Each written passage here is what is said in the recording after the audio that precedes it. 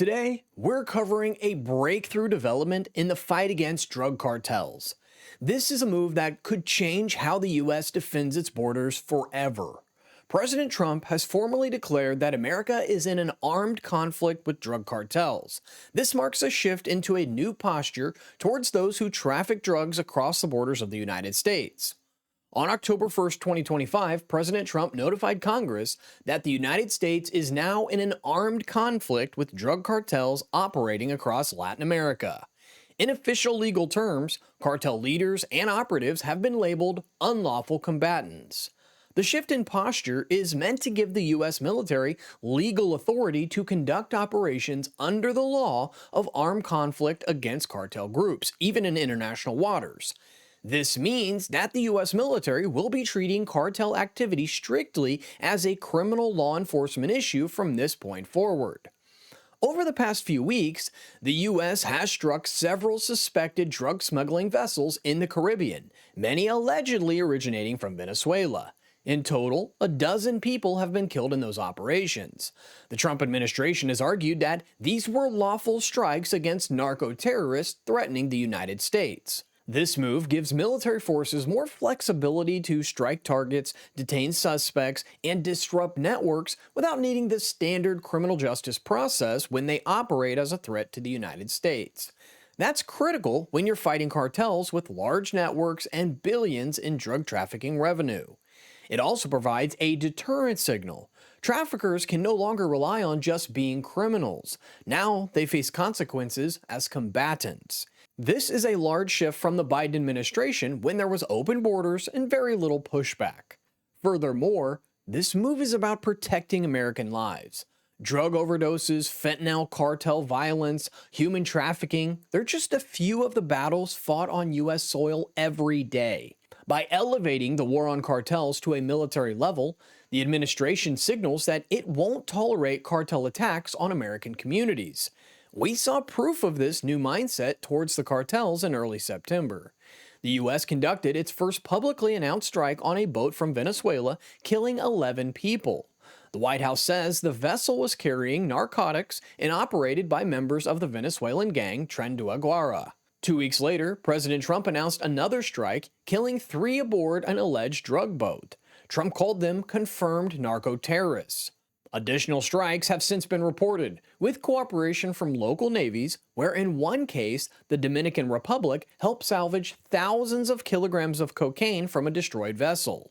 Critics argue the president is overstepping by bypassing Congress and waging a kind of undeclared war without proper authorization. But supporters of the idea claim that the U.S. is under attack every day. Overdose deaths, domestic violence, smuggling routes. Under self-defense, the executive has authority to defend the homeland.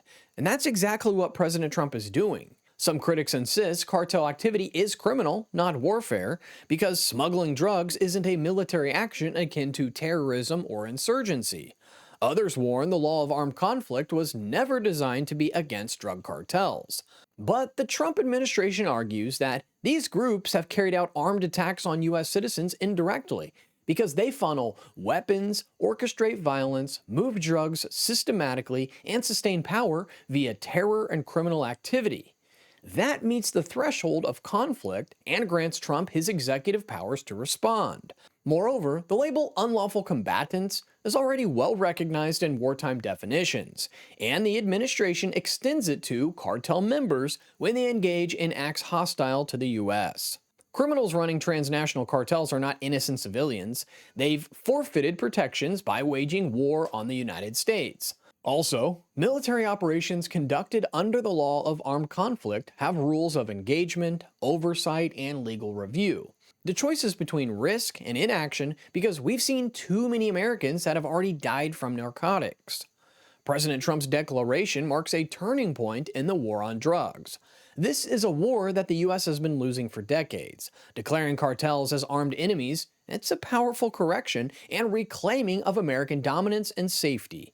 And while the Democrats and other critics will scream that Trump is running a military dictatorship, the reality is that every day we delay action against the cartels, more innocent lives are lost. So what happens now that the U.S. has officially escalated its posture? The cartels aren't going to disappear overnight, but their entire operational model is now under a different kind of pressure. For decades, they've relied on the United States, treating them as a criminal problem instead of a combat threat. That era is ending now. Cartels like Tren de Aragua and their proxies have functioned like shadow armies. They have been armed, mobile, and extremely well financed from their trafficking operations. But the moment the US military steps into the picture, that risk changes dramatically. Suddenly, their safe routes, their high-value shipments, jungle ports, and maritime corridors, they become targets, not just for detection, but destruction. We've already seen evidence of this destruction from multiple vessels in open waters. Expect cartel adaptations. Some factions may splinter further to avoid being labeled combatant forces, others may shift to quieter trafficking methods, increase the use of drones, or move deeper into Central and South America. There may be a spike in corruption attempts to influence regional governments and military forces, but none of that guarantees safety if US surveillance assets and special forces expand involvement. Another possibility is the rise of alliances between cartels and hostile governments or militias. Just like terror groups, they'll try to exploit political instability or sympathetic regimes.